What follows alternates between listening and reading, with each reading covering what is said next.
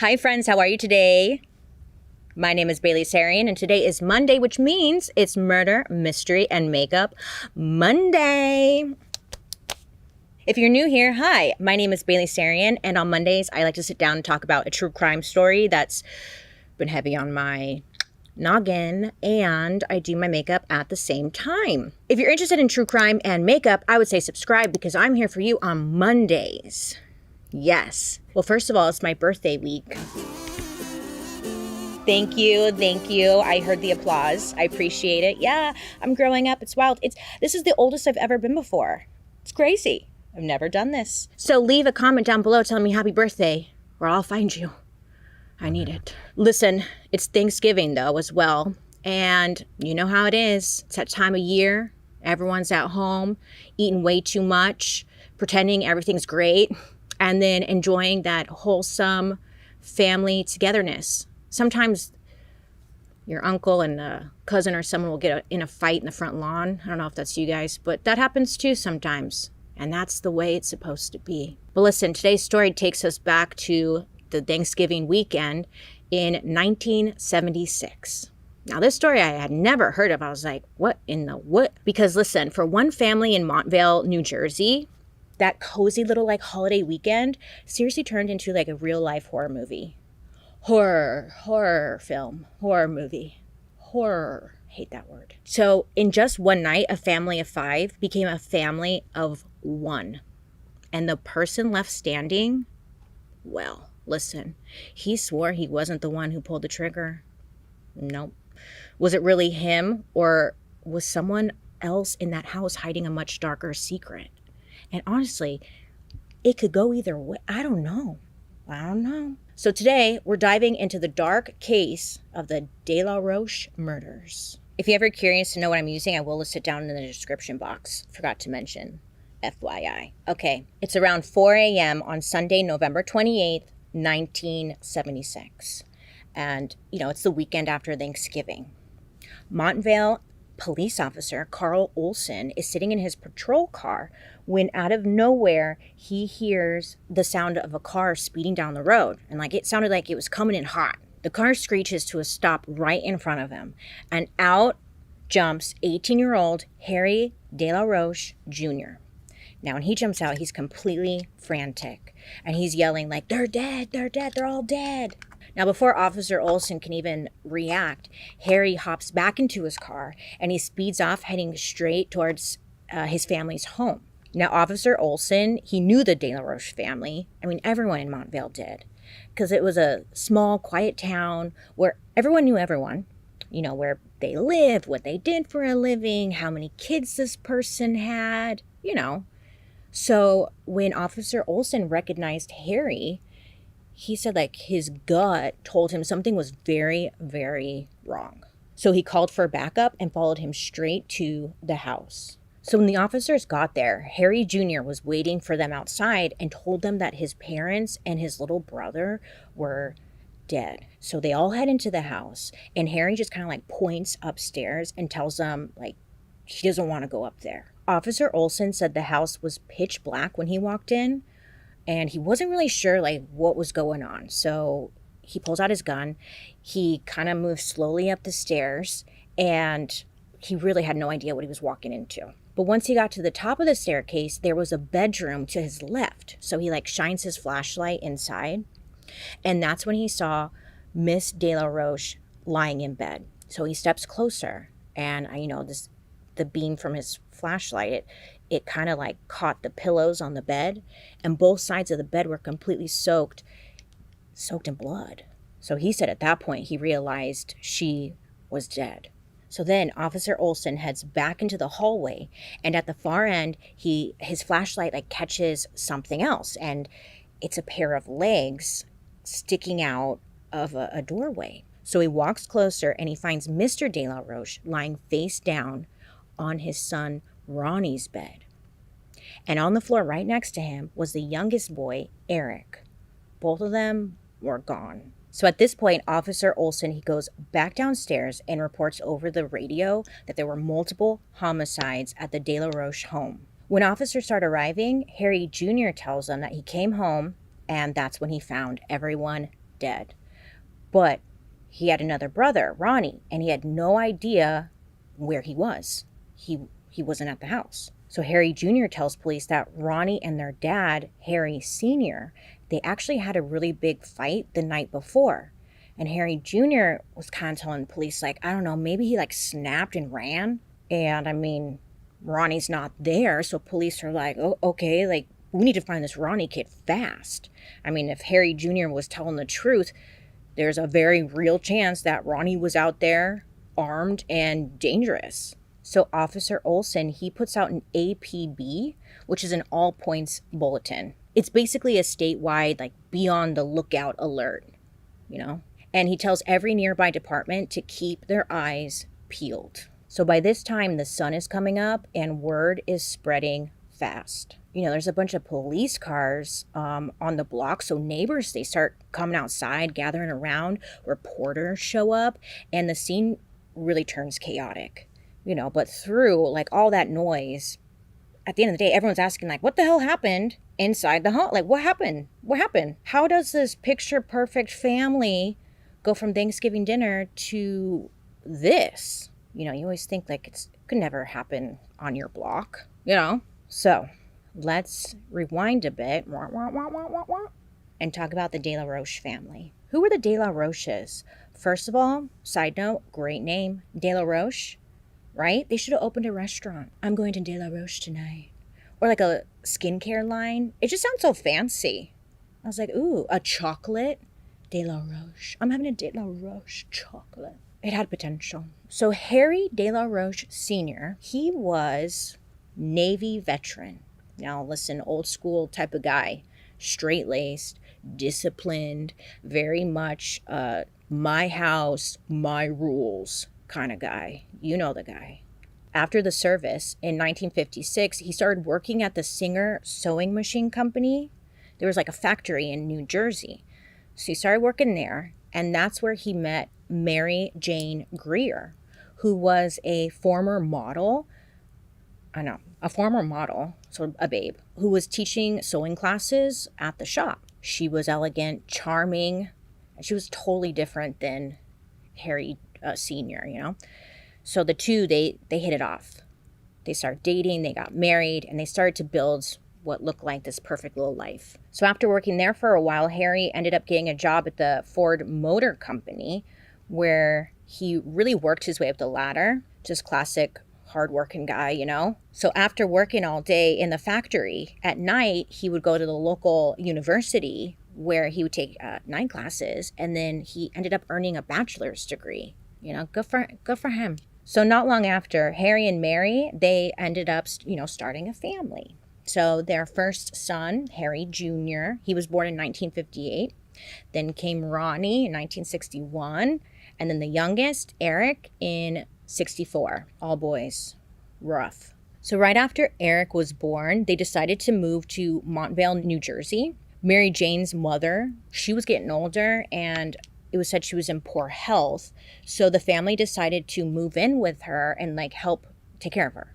Now, you know how, it always sounds good having everyone under one roof. It always sounds nice in theory, but in this case, it didn't really last long. I guess there was just a lot of tension between Mary's family and Harry, because Harry was very strict, really frugal, and bumped heads with everyone in the family. So arguments would break out between Harry Sr. and Mary's family, and things just really went south. Now, Mary Jane's mom, she actually ended up moving out, and she left the house to the De La Roches. I know, I was kind of it's they moved in to help her, and then they got into some kind of beef, and then they ended up taking over the house. It's kind of fucked up. So again, to the outside world, family looked like this picture perfect family. Question for you at home. Do you live in a neighborhood where there's this picture perfect family and you're like, oh my God, they're so cute? Because looking back in the different neighborhoods I've lived in, I don't know if I've ever been oh my God, picture perfect family. When I think about it, I've met some real shitheads, to be honest. So, but maybe that's just my experience. Maybe these families are out there because The De La Roches were one of them, apparently. Because Mary Jane and Harry Sr., they were considered like model citizens. The family like volunteered for everything. They helped with the Boy Scouts. They showed up to all the community events. And they were just like faces you would see everywhere. So Harry Sr., he really liked baseball. Like he truly believed that playing baseball was like a rite of passage. You know, that it built character and turned boys into real men. There's no crying in baseball. So naturally, all three of his sons were signed up to play, you know, whether they wanted to be or not. You're playing goddamn baseball. Harry Jr., I mean, he absolutely hated it. Neighbors said that Harry Jr., he was just like really uncoordinated. He was kind of lanky and awkward. And it was clear that he wanted to be anywhere else but on that field. But, you know, his dad didn't care though. Get out there. Now, Ronnie, the middle son, he was kind of like a star. He had real talent, and Harry Sr. made sure like everyone saw his son out there. That's my son. That's my boy. Many said like it was really clear that Ronnie was kind of like the favorite child. At least it looked that way. But it didn't necessarily mean that Harry Sr. went easy on him. One of the Little League dads later said that whenever Ronnie would mess up, Harry Sr. would just absolutely lose it. He'd be screaming at Ronnie in front of everyone. Like, how could you be so stupid? Blah, just going off on him. And you've seen And you're like, that poor kid, it's like, it's not that serious. I don't know. They get so mad. It's like, what are you so mad about? We're in the middle of bumfuck nowhere land. Like, chill out. But, you know, it was really embarrassing, obviously. Basically, if things did not go Harry Sr.'s way, he just lost it. On top of baseball, Harry Sr. was also like a big gun guy. So anything he was into, you know, he made sure his sons were into it too. According to Harry Jr., his dad kept several guns around the house. There was a 9mm automatic pistol under his mattress, just in case, the killer, you know. A .38 revolver in his bedroom closet. And there was a .22 pistol that was like tucked in his nightstand. Harry Sr. would take the boys to the shooting range like pretty often. And it was said that, you know, Harry Jr. was actually really good at it. And he seemed to enjoy it. The range owner even remembered seeing Harry Sr. and Harry Jr. at the range like all the time. Father and son, side by side. And for Harry Jr., those moments were like some of the fondest memories he had with his dad. You know, considering what comes later is like, So, growing up for Harry Jr., socially and whatnot, he did not have it easy. If you look at pictures of him, you can imagine why. Poor kid, you know, just awkward. He was tall, he was lanky, and he wore really thick glasses. So, you know, just by looking at a photo of him going to school was not going to be easy. He just had a target on his back. People who grew up with him said he was constantly picked on, from just stupid pranks to like him straight up getting his ass beat. Like, it wasn't just bullying here and there. It seemed awful. A neighbor even said she couldn't think of a single kid in the neighborhood who actually liked Harry Jr. She remembered always seeing him getting picked on. Like, that was it. Eventually in middle school, he made some friends through church and then at school, but the bullying didn't stop. By high school, Harry started getting into rock music. He started smoking some weed, and he started to race cars. So you're like, oh, so he got kind of cool? No. The bullying really never stopped for him. I guess at some point he found work and whatnot, and he ended up getting a 1969 Ford Cobra, and this car was his pride and joy. Like, it was everything. He would work on it all the time, fix it up. But listen, one night, his bullies, like, they slashed his tires, they poured metal shavings into the engine, and they cut the hoses and wires, and they like completely totaled it. And instead of fighting back, Harry just kind of like quietly saved up money from his job. He was working at a gas station, and then he ended up buying like another used older car to fix up. Harry didn't really stand up for himself, but he also didn't hide either, and it was said that some people respected him for that. Harry Jr. said there was only one time where he ever really stood up to anyone, and it wasn't even for himself. I guess he was walking home one day when he saw his little brother Eric getting beat up by another kid, and he said something just snapped in him. So Harry jumped in and he got in a little skerfuffle, is that a word? And he fought the kid off. It was one of the few moments where he felt strong because he was protecting someone instead of being the one who needed the protection. But it was the only time he actually stood up. Now, Ronnie, the middle brother, he had, a different experience growing up. He was kind of popular. He was charming. He was really good at sports. And he was also a little rebellious. But even though, they're different, Harry Jr. and Ronnie, they were still close. Harry said the two of them would sneak out at night and they would meet up with friends down by the train tracks where they would drink beer, smoke weed, hang out, do teenage stuff. But they had to be really careful because their dad did not mess around, and if he caught them, it would be over. Harry Jr. said their dad was strict to the point of him just being terrifying. Harry said his dad once threatened to call the cops on them if he ever caught them with weed. And there was another time where he allegedly told them he'd kill them if he ever caught them with weed. He was just scary. Harry Jr. described his dad as violent and controlling, saying that he'd, quote, pick you up by the hair, grab you by the neck, wrap a belt with a metal buckle around his hand, and hit you with it, end quote. By his account, Harry Sr. really ruled the house with an iron fist. When it came time for college in August of 1976, Harry Jr., he applied to the Citadel, which is a military college in South Carolina. It's still there. It's the oldest in the United States, I believe. He signed up, and listen, he did it for one reason, and really one reason only. To make his dad proud. Be a man. Go to this military school. And it kind of seemed to work. Neighbors said the day that the family packed up the car to drive him down, everyone was outside smiling and he's going to college, Everyone except for Harry Jr., he looked miserable. The Citadel wasn't your average college. I mean, anytime I see the word military school, I'm yeah, I imagine it's not. But Citadel, it was known for being brutally strict. They had intense military-style training and some infamous hazing rituals. Every freshman, or knob, as they called them, had to go through it. They were stripped of pretty much any individuality, given the same haircut, same uniform, marching everywhere they went.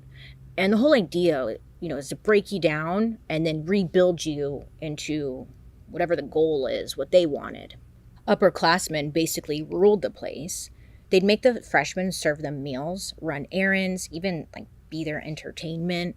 And if they wanted something, like a refill of a drink, the upperclassmen would throw an empty cup at the freshmen, demanding for them to go and refill it. It was all about power and humiliation. Former Citadel students have said the whole point of the hazing was to weed out the weak. Supposedly, all the brotherhood and support only came after you survived freshman year.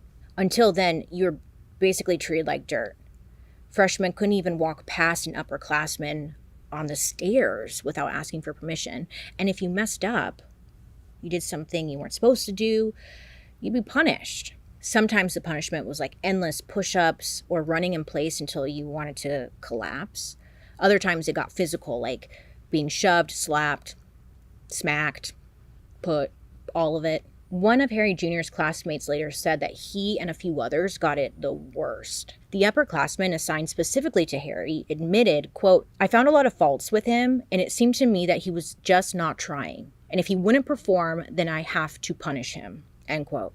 So basically he was saying yeah, I kept breaking him down because that was my job. Harry Jr. later said that it was way more extreme than anyone realized. Harry said, quote, "We're talking about kids. I mean, they might have been 19, 20, 21, whatever, from sophomore to senior, with too much power and anger and whatnot, and not enough sense and supervision," end quote. He felt like he was trapped in this school where everyone had power over him and no one cared how far anyone took it. I mean, he absolutely hated the Citadel. The harsh rules, the hazing, the pressure. It was everything he had grown up with at home, but now it was like turned up a notch. So Harry started writing letters to his parents, telling them how miserable he was, and he was thinking about maybe transferring to another school, saying that, maybe he would transfer back later, back to the Citadel, as like an upperclassman when things would be hopefully easier. But his parents were not having it. His mom, Mary Jane, told him, quote, "To go to school 2 years here, 2 years there, you belong to nothing." A Citadel man is one who went through 4 years, not an in and outer. And his dad doubled down, saying, quote, "You'd end up being nothing. You wouldn't have the true Citadel background, and you need that to have your great life." End quote. Harry said that after that, he felt more trapped than ever. He wanted out of this school. So he came up with a plan, not a great one. He told the school that his mom had been diagnosed with lung cancer, completely made up, and that he might have to stay home to support the family when she got treatment. So the school, they bought the story and they let him leave early for Thanksgiving break, giving him a little time to figure things out. But what no one knew then was that those extra days at home would end in tragedy. So once Harry got home for break, things felt somewhat normal. He spent most of the break doing what he usually did. He would hang out with his friends, his brothers, he would race his car, and then he would kind of tinker around the house. He said he even cleaned his dad's .22 pistol, planning to take it to the shooting range. But he never actually went. At one point while Harry's at home, Ronnie had come up to him and told him he had been experimenting with drugs, and he even started selling a little weed on the side. So Ronnie had showed Harry this box where he kept all of his business supplies. It was like a baggie, a scale. There was a little stash of weed. It was said that Harry Sr., the dad, he was absolutely done with Ronnie's bad behavior. So according to Harry Jr., their dad had come up to him and said, just started venting. If you're the older sibling, I'm not, but I imagine this is how it goes, where your parent comes up to you and kind of vents their frustration about the other kids, and the older sibling is supposed to figure it out or something. That's what was happening here, because Harry Sr. tells Harry Jr. I am sick of Ronnie. I'm sick of him partying. He's staying out late. He's acting like the rules don't apply to him, and he just didn't know what to do with him anymore. So he was just venting all of his frustrations. Then came Thanksgiving Day. So the De La Roches, they went to the local high school football game, which was the small town tradition. Then they later hosted dinner back at their house. Harry Jr.'s grandparents came over to the house. They all sat around the table, talking, catching up. Harry Jr., he showed up to the dinner table in his Citadel uniform. No one knew what was going on, but just trying to look the part. It was said Ronnie kind of was bragging or talking about being named all-star third baseman on his baseball team. And little Eric talked about starting youth football. I did my eyebrows off camera really quick just because I was struggling to do them. Anywho, so after dinner, Harry Jr. went out for a bit, and the next couple of days passed everything was great. But by Saturday night, or maybe early Sunday morning, the De La Roche family was now dead. So now we're back to Sunday, November 28th, 1976, where the police had discovered the De La Roche bodies inside the family home. But there was a search underway for the missing brother and main possible suspect, Ronnie. As more investigators arrived at the house, Officer Olson stayed behind in the kitchen with Harry Jr. and told him, "Look, you're not a suspect, but we need whatever information you can give us." So while they're talking, the officer asked Harry to empty out his pockets. So Harry, he's pulling stuff out, and he pulls out $600 in cash, which for an 18-year-old in 1976 was a lot of money to just be carrying around. So the officer asked him hey, what's that about? Why do you have $600? And Harry said that he had just sold his coin collection to get some cash because he wanted to fix up his car. Then Harry reached into his jacket pocket and pulled out a small bag of weed and a pipe. Now, it was said Harry kind of laughed a little bit, like, oh no, I guess I'm in trouble now. I'm probably going to get kicked out of school. Like, that's what he said. And Officer Olson, he kind of brushed it off because he was like, this isn't top priority right now. There are 3 murder victims upstairs. I'll circle back to your little weed situation, whatever. But it was kind of like a weird comment. A little later, another officer showed up, and they were planning to do a paraffin test. So that's where they would coat a suspect's hand with warm wax, peel it off once it's hardened, and then apply chemicals to see if there were traces of gunpowder residue. They don't do this anymore, but back then that's how they did it. So they planned on doing this to Harry, but one of the officers kind of looked him over, and they decided not to bother. To them, there was no visible blood on him. There was no signs of a struggle. There was nothing under his fingernails. So by the look of things, Harry Jr. seemed completely clean. So they were like, it's not needed, you're good. So then the Montvale Police Captain, John Hanna, he took Harry to the police station for a more formal interview. So Captain Hanna and Harry arrived at the police station around 6:30 that morning. Harry was fingerprinted, and according to Captain Hanna, the first thing Harry did was call his uncle John. Now, on that call, Harry allegedly told his uncle everything that had happened, and it was said that his uncle John was so shocked and upset that his wife, Aunt Arden, she actually called the police station herself just to make sure this was real and not some kind of mistake. A short time later, John and Arden, they drove straight to the police station to see Harry. So Harry gives his first interview. Harry tells police that on Saturday night, he went out with some friends. I guess they went to a bar and they were drinking. And then around 2 a.m., instead of just going straight home, Harry said that he took the long way back home, just driving around. He had a few beers in his car that was just kind of left over. So he decided to finish them off before he got home. Harry said around 4 a.m., so 2 hours later, he finally pulled into the driveway. Right away, he felt like something was off. The porch light was out, which was unusual. So he was like, He then went inside and he went upstairs. And as he passed his parents' bedroom, he noticed only one person was laying in bed. So he said he flicked on the light, and that's when he saw his mom. But he noticed his dad wasn't there. Harry said he started looking around the house, calling for his dad. Hello, And then when he walked into his brothers, Ronnie and Eric's room, that's when he found his father. His father was laying face down on Ronnie's bed, and Eric was on the floor nearby. At this point, there was no sign of Ronnie anywhere. Harry said he checked for a pulse, but his dad's body was cold. And then he looked at Eric and he knew instantly he was gone too. So he said at this point he's panicking, and he ran outside. He jumped into his car and he sped off until he found Officer Olson to help. I know, you're probably thinking, why didn't he call 911? Because I was thinking the same thing. He said he didn't call 911 because in the past, many years ago, he had called 911 to report something, and the police had taken forever to come out. So he was like, I don't want to wait. This is an emergency. I'm just going to hop in the car and I'm going to get the police myself. So back at the De La Roche house, the medical examiner, his name was Dr. Lawrence Denson, estimated that the murders took place around 3 a.m.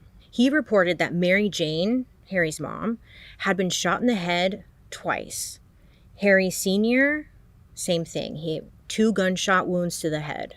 But when it came to Eric, his younger brother, a little graphic here, I apologize, Dr. Denson found that he had been shot 3 times, but also his body showed signs of a struggle. He had defensive wounds. They also found that he had been hit in the head with a blunt object, and ultimately it wasn't the the bullets that killed him. It was the head trauma. Around noon, a couple of officers decide to search the home's attic. At first, it looked like a bunch of nothing, just a bunch of, dusty boxes filled with Christmas decorations, whatever, But as they started moving things around, they came across a heavy brown metal trunk that was kind of buried underneath other boxes. They opened it up, and it was Ronnie's body. Uh-oh. So this discovery had spread through the police station like wildfire. But when the news reached the two officers who were questioning Harry Jr., they didn't tell him what they had found. Instead, they kind of played it cool, and asked if he would be willing to take a polygraph test. And Harry said, sure.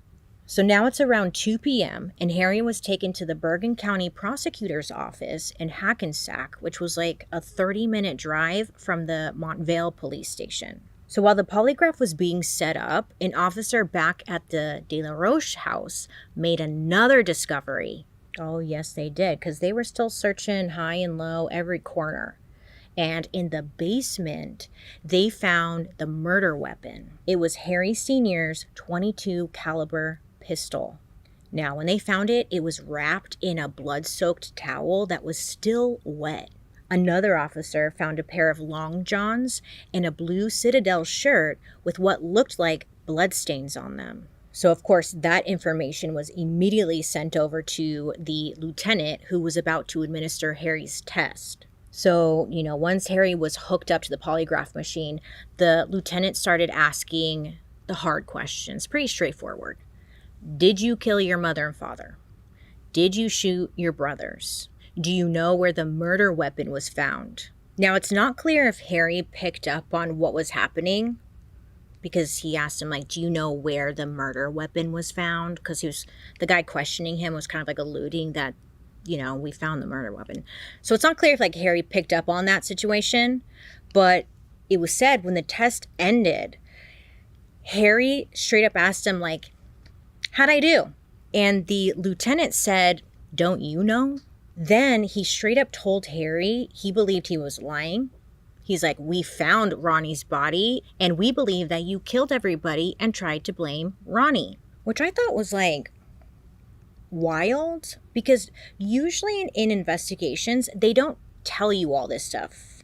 They don't show you all their cards. You know what I'm saying? But this guy just straight up told him, we think you did it. According to the lieutenant, Harry's first question was how long could I get for something like this? So, not a great look, right? Because most people would be like, what? That's great. That's not me. So I was yeah. Anyways, but the lieutenant told Harry, look, it's up to the judge and jury. So then the lieutenant asked Harry if he was ready to tell the truth. And I guess Harry agreed, because for the next hour, Harry gave an incredibly detailed confession. Now this would be confession number 2. So now Harry said that after leaving his friends around 2 a.m., he decided during his drive home that he was going to tell his dad that he wanted to leave the Citadel. He was going to stand up for himself. He said he got home around 3 a.m., went up to his room, and sat there, just thinking, processing, how am I going to break the news? Harry said that the gun was already on his bed. So he picked it up and he went into his parents' room, but told himself, no, I can't do it. So he went back to his room and kind of paced back and forth for a while, gun still in his hand. He said he then returned to their room, stared at them sleeping for about 30 minutes before telling himself, I can't go back. He said he closed his eyes and he pulled the trigger. He said, quote, that set it off. I shot my mother right then and there. I went into my brother's room. When I turned on the light, Ronnie was laying on the side of his bed. His eyes were open like he was in shock. I guess he didn't know what was happening. Well, yeah, I'm sure he didn't know what was happening. So I shot him and I went over to Eric. Eric started to get up. I shot him twice. He was still getting up, then started to fall back down on the bed.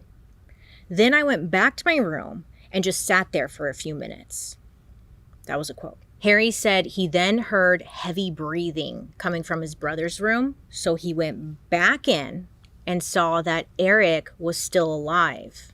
Harry said he covered Eric's eyes and told him to go back to sleep. But then Eric started screaming, so Harry hit him in the head with the butt of the pistol. But then Eric was still alive.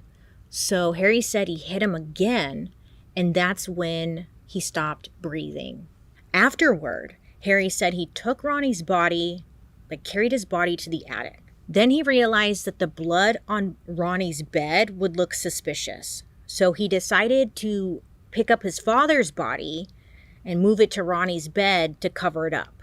Afterwards, he noticed blood on his own clothes, so then he took those off. He threw them in the back of the closet. Then he took a shower and got dressed. Before leaving, he decided to hide the evidence. So he told officers he first put the gun in the attic trunk where he put Ronnie, but then he worried it might be found too easily, so he moved the gun to the basement. He wrapped it in the towel that he had used on Ronnie's head and tucked it inside a drawer. The officers asked Harry, "Why did you move Ronnie to the attic?" Harry said he wanted to make it seem like he didn't do it, and that his original plan was to move Ronnie to a nearby lake. But for the time being, he remembered that there was an empty locker in the attic. So once Harry was done with his confession, the officers were like, "Great, he confessed. Wrap it up, we're done here, case closed."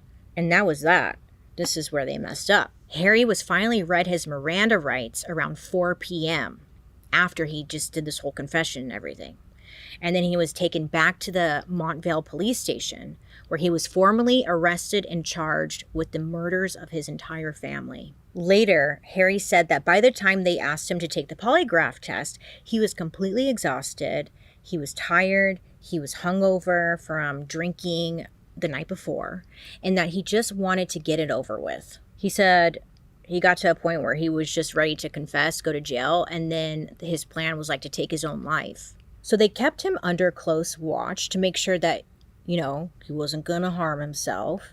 And just to put everything in perspective, everything you've heard so far, the murders, the discovery, the confession, the arrest, it all happened in less than 24 hours. So that was a lot. So his Uncle John, Aunt Arden, the family pastor, his name is Pastor Roy, and a family friend, they all showed up to support him. And they even helped him find a lawyer. Pastor Roy, he asked a member of his church, his name was John Taylor, to take the case, and he agreed. It seemed like he didn't want to, but he agreed. Now, Pastor Roy's support for Harry did not sit well with everyone, because this was big news. So when people found out that the pastor was involved, people in the community were really angry with him. They could not understand why he would defend someone accused of murdering their whole family. So they were just upset. But still, Pastor Roy, he didn't back down. He told people that no one gets to decide who he can or can't pray for. Then on December 8th, Harry asked to see Pastor Roy. Roy is a hard one for me. Roy. Anyways, he asked to see him. He told him there was something important he wanted to talk to him about. So when the pastor arrived at the jail, Harry told him that he actually lied to the police. He said that he hadn't killed his whole family. Harry was now saying that he only killed Ronnie because Ronnie was the one who had killed everyone else. So now this was Harry's third version of what happened that night. So he goes on to tell Pastor Roy that he got home around 4 a.m.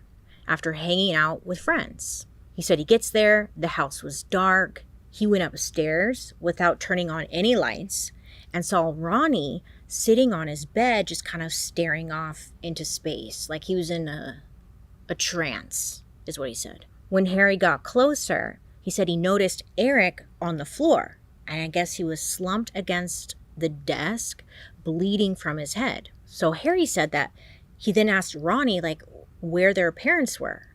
and Ronnie told him in their bed. So Harry ran to their parents' room. He turned on the light and he saw them both laying in bed covered in blood. So he goes up, he checks their pulses, and both of them were dead. So then, after finding his parents, he said he went back to Ronnie's room, and that's when Ronnie told him that their dad had found his drugs and was planning to turn him into the police. So while Ronnie was telling him all this, Harry said that he heard Eric start to kind of groan and make noises.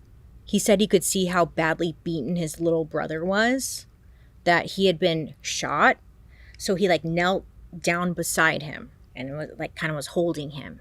Harry said he closed Eric's eyes and told him to go to sleep, and that Eric died in his arms. Harry said at that moment, something inside of him snapped. He said he rushed at Ronnie, who started begging him to help him run away. Harry said he then picked up the pistol that was sitting out, looked at his brother, whispered, "Ronnie," and then fired the final bullet in the gun, which killed him instantly. After that, Harry said he panicked. He realized how bad all of this looked. He's like, who's going to believe that I only killed Ronnie? So he dragged Ronnie's body up to the attic, hoping it would buy him time. Then he saw the blood on Ronnie's bed and thought he needed to explain it somehow, so he moved his father's body to Ronnie's bed. He then cleaned himself up, he got in his car, and then that's when he went down to get the police. So Pastor Roy asked Harry, why would you lie and confess to something if this is the truth? And Harry told him that he wanted to take the blame himself so that Ronnie could be remembered as innocent, almost like a martyr. So after that, Harry then shared that same version of events with his uncle, his aunt, and then his lawyer. I know what you're thinking. I should use more concealer. So on December 18th, 1976, the court had appointed a psychiatrist to evaluate Harry, to see if he's well enough to stand trial. So the doctor said Harry was willing to talk about everything when it came to his life, except the murders. They noted that he was in just complete denial, saying the only way he could cope was by pretending that none of it had ever happened. During the evaluation, Harry opened up about his childhood and his time at the Citadel. He said that during some of the punishments there, he'd been hit in the head and had been having dizzy spells ever since. So the psychiatrist noted that Harry might have suffered brain damage from repeated concussions. So they recommended more neurological testing should be done before trial. But based on what they had seen at this point, it was noted that Harry had some kind of underlying personality disorder and above average intelligence, meaning he was mentally fit to stand trial. At the grand jury hearing, his lawyer entered a not guilty plea on all 4 counts, but said that he might change it to not guilty by reason of insanity, depending on Harry's next psych evaluation. So Harry went through another psychological evaluation with a different psychiatrist. This doctor said Harry came across as guarded, like he wanted to seem tough and put together, but underneath that, he was holding back a lot of emotion. They described him as an introvert with high anxiety, someone who overthought everything and carried way too much responsibility. The psychiatrist noted how controlling Harry Sr. had been and said that kind of home environment created a pressure cooker, one that could make anyone snap. Now, in their opinion, the murders were not planned. Everything about Harry pointed to an impulsive, emotional outburst rather than premeditation. They went on to say that because the violence was directed only at his family, they did not believe he was a danger to anyone else. The psychiatrist even said that prison time would do little to change him. So, okay. So after that report, Harry's lawyer officially changed his plea to not guilty by reason of insanity for Ronnie's murder, and then kept the not guilty plea for the others. By August of 1977, Harry was moved to a different unit at the Bergen County Jail. And it was said that this one was like way more crowded and it was a lot rougher than the last. Harry had to be placed in protective custody several times because other inmates, they kept threatening him, attacking him. And it was like no matter where he went, he was, attacked, threatened, bullied, whatever. So it was not great. Not great. I guess he was feeling pretty desperate, so Harry decided to reach out to a reporter to talk about what life in jail had been like. And it's like, Harry, it's jail. It's not a vacation. It's not a resort. It's jail. You know what I'm saying? But he wanted to talk about it. So a reporter comes out and interviews him. And during the interview, this reporter didn't just stick to what he wanted to talk about, which was jail conditions. Instead, they just straight up asked him hey, what really happened on the night of the murders? And Harry told them the Ronnie did it version of the story. Now, up until this point, the only people who had heard this version were his pastor, his aunt and uncle, and his lawyer. So nobody heard this side yet. Now, the article hit the newsstands right before the trial. The question became could they find a fair jury? So the trial was delayed. And a lot of kind of drama happened in between. But essentially it was reset for December 5th, 1977. And it would take place in Camden, New Jersey. But the DA pushed to move the trial back to Montvale. So the judge kind of met them halfway and said that the jury would be chosen in Camden, and then they would be bused to Montvale and sequestered in a hotel. So the jury members would be cut off from the outside world, and if anything else came out, they shouldn't be influenced. So once they kind of got the nitty-gritty details locked, loaded, ready to go, finally on January 5th, 1978, the trial began. Now, at the start of the trial, the prosecution did something pretty unusual. They offered Harry a plea deal. That's pretty rare, especially at this stage, because plea deals usually happen when the DA needs help with another case or isn't totally confident in their own. Harry's offer was 30 years with a chance of parole after 10. Now, he'd have to plead guilty to second-degree murder for Eric, plead no contest for his dad's murder, meaning he wouldn't admit guilt, but he would still serve time. And then the charges for his mom and Ronnie would be dropped. Now, Harry's lawyer thought hello, this is a no-brainer. He's like, Harry, take the deal. Serve your time, and best case scenario, you could be out by 29 and have your whole life ahead of you. Take the deal. Harry refused. He said he could not take the deal, that he could not go back to jail because if he went back to jail, he'd be killed. So he said no.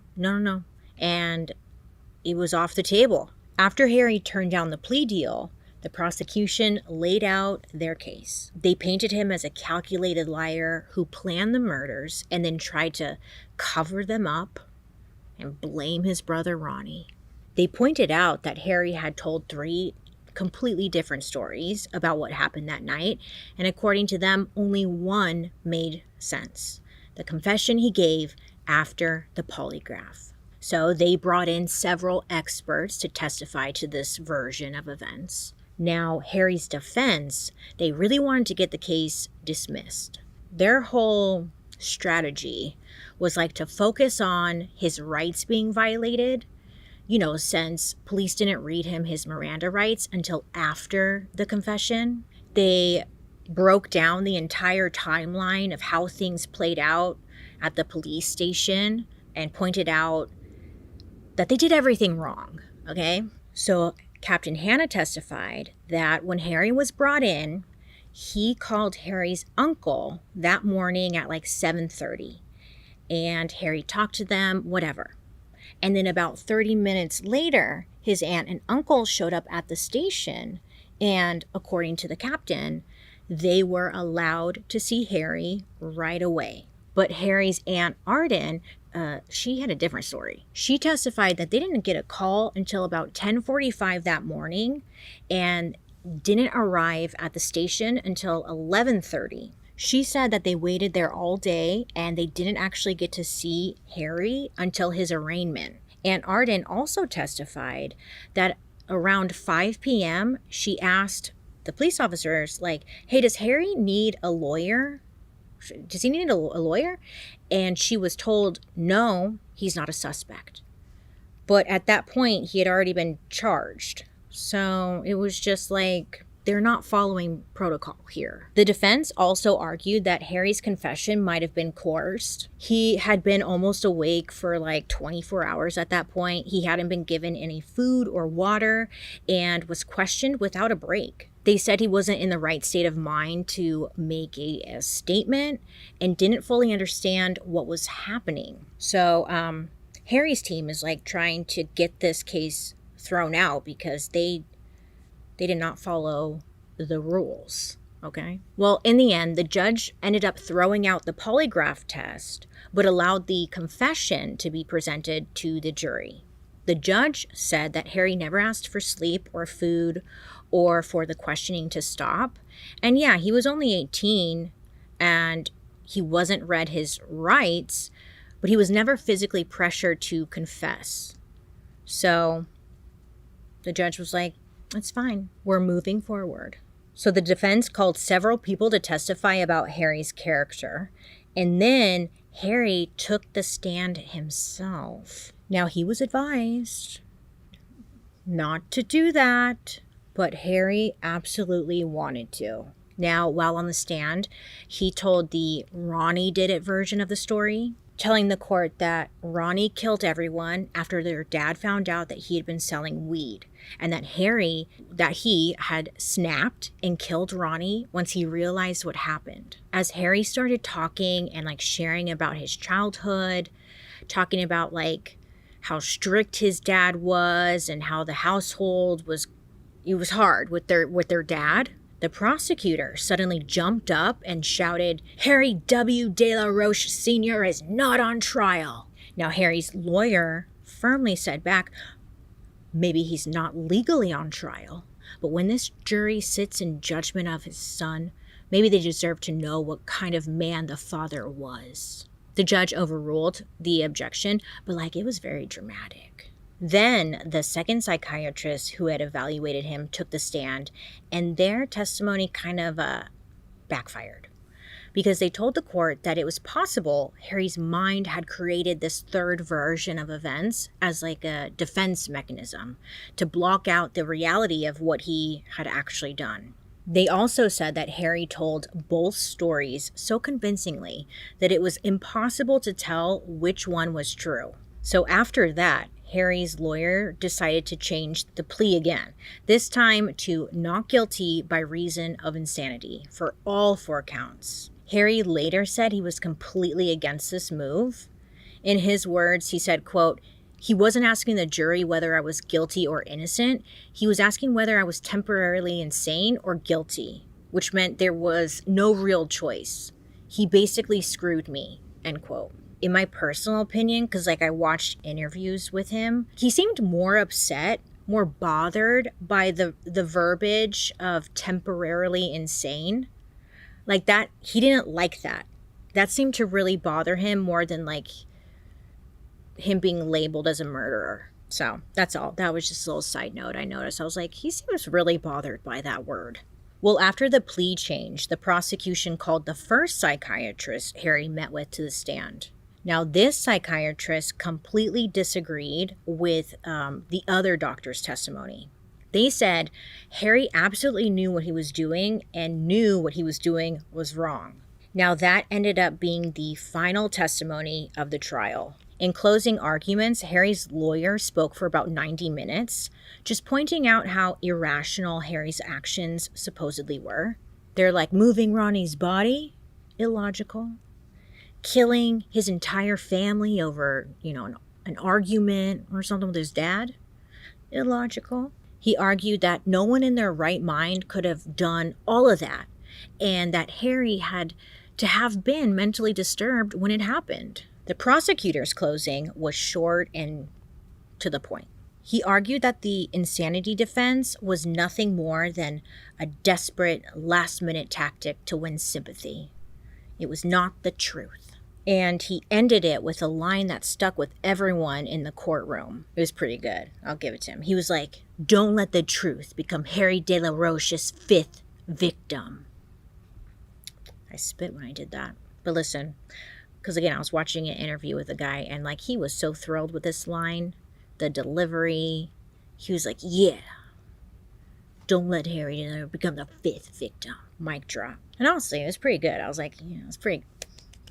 I was like, put it on a shirt. So on January 26, 1978, the jury found Harry De La Roche Jr. guilty on all 4 counts of first-degree murder. The judge sentenced him to 4 life terms, but ordered that they be served concurrently, meaning all at the same time. So under that sentence, Harry, he would be up for parole in September of 1992. So over the years, Harry's team did try to appeal his convictions, but they were all dismissed. And then as soon as Harry was able to apply for parole, he tried year after year after year for 30 years. And every time he was denied. But then on May 23rd, 2023, so not that long ago, at 64 years old, Harry De La Roche Jr. was granted parole and released from prison. After that, he entered a residential community program as part of his supervision and then was released to just be. Today, Harry De La Roche Jr. is 66 years old and has mostly stayed out of the spotlight. After serving 45 years in prison, it's said that Harry still maintains that Ronnie killed their family and he only killed Ronnie. As for the people who stood by him and supported him through it all, it's unclear whether his Uncle John or Aunt Arden, lived long enough to see him be released, but Pastor Roy did. So when Harry was released, I guess the two of them actually spent some time together, and then Pastor Roy had passed away a year later. Listen, 45 years later, and the question, it still lingers. Did Harry kill his family? Or was he the last survivor of a nightmare that he didn't start? Regardless, 4 lives were lost, and the truth, we may never fully know. I think there's one person who knows for sure, Harry Jr., and he will live with that forever, or has been living with that forever. I don't know, but he's really the only one that knows for sure. Listen, there are a lot of theories out there. Some people really believe that Ronnie was actually the one who killed the family, and then Harry killed Ronnie. It's said, Ronnie was the bigger rebel in the family. He was his dad's favorite, but he still took the brunt of Harry Sr.'s temper. He was experimenting with drugs, maybe, I don't know, harder ones. And Harry Sr. had already threatened to turn him in, or worse, if he ever found drugs in the house. And there was that conversation that Harry Sr. had with Harry Jr., where he mentioned that he was completely fed up with Ronnie. So some believe that maybe that night, Harry Sr. had confronted Ronnie about something, the drugs, something. Things maybe got out of hand, and he killed everyone. First the dad, then the others, because, they were witnesses, and if Ronnie was smoking weed, maybe he was just extra paranoid or something. I don't know. And then maybe Harry came back home. He saw what Ronnie had done. And when he saw Eric, that's when he completely lost it and killed Ronnie. Because it was said that Harry always had a soft spot for his little brother, Eric. Remember, when Eric was getting beat up, that was the only time Harry ever reacted and stood up for him. So some say maybe Harry saw Eric and that was the turning point. And that's when he grabbed the gun and killed Ronnie. Plus, I mean, listen, a lot of the facts of the case and all of the confessions, just pick one. A lot of things don't line up with what Harry said and what was found. But listen, even if that version was true, let's just say Ronnie killed everyone and then Harry killed Ronnie. If that is true, Harry would have been found guilty of first-degree murder for killing Ronnie. I mean, maybe, probably. But, not to tear it all apart, but it was like, but then again, why did he move all the bodies? And like, why did he do that? Why did he do that? Why did he do that? I'm going to put my lipstick on and I'll be right back. Then there's another theory where it's absolutely believable that Harry Jr. just broke under years of pressure, trying to be perfect for a father who could not be pleased. Maybe he just snapped, killed his family in a moment of rage, and then later created that third confession as a way to live with like what he had done. I mean, he had a motive, kind of. He didn't want to go back to that school. He had built up anger and rage. He was bullied all of his life. I always thought it was a little weird that he had all that money in his pocket. To me, I was like, did he rummage through his parents' stuff or whoever's and like get all the money he could get and maybe make a run for it or something? I don't know. And then I was thinking, because remember how he had weed in his pocket? So maybe he was smoking weed that night. And you know how sometimes if you've ever smoked weed, sometimes you can get really paranoid. So what if like Harry did this and he got really paranoid, and that's why he started like moving bodies around to like try and stage the scene, because he's just overthinking everything? I don't know.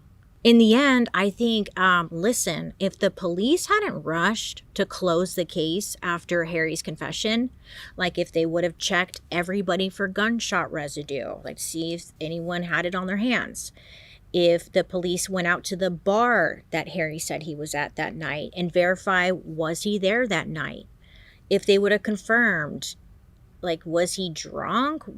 Did he have drugs in his system? They just never like verified his story at all. And maybe, I don't know, if they would have done this, there probably would have been more answers. But there was a rush to like get this closed. My personal opinion, I think he did it. I think he did it. But what I don't get is why he moved the bodies though. And that's why I go back and forth, because I'm like, maybe Ronnie did do it, because if his dad was on his bed, maybe he shot his dad on his bed. And that's why it would make sense why the body would be on his bed, because there was a confrontation and he like shot him or something. So I'm like, but then, idea just came to my mind. Okay, what if Ronnie and Harry Jr.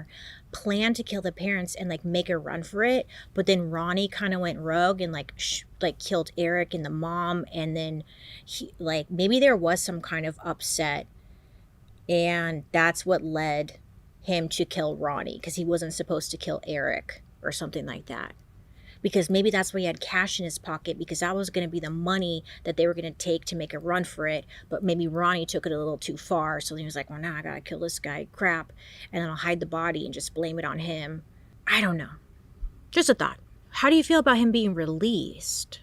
I mean, I don't know. Whatever.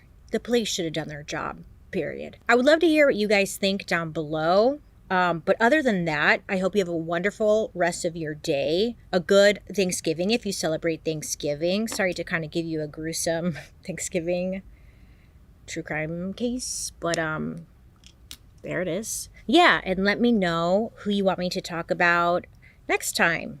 And don't forget to wish me a happy birthday. Thank you so much.